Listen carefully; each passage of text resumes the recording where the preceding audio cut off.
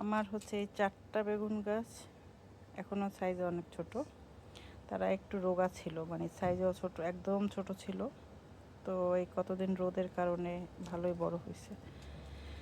এখন একটু এদের যত্ন করব। এই যে পাশের বাড়তি পাতাগুলো কাটবো, একটু নিয়ে এনে দেবো।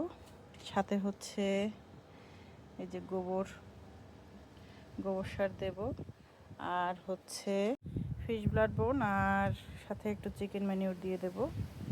এই যে পাশের পাতাগুলো সব কাটলাম, একটু নিড়ানিও দিয়ে দিচ্ছি। এখন এগুলো দিয়ে দেবো। এই যে একটু ফিশ ব্লাড বোন দেবো, এতটুকু পরিমাণ, একটা গাছের জন্য এর চেয়ে বেশি দরকার নাই। পরে হচ্ছে নাড়াই দেবো। আর চিকেন ম্যানিউর দেওয়ার কারণ হচ্ছে এগুলো এখনও ছোটো, তো চিকেন ম্যানিউরে তো প্রচুর নাইট্রোজেন আছে, তাড়াতাড়ি বড় হয়ে যাবে।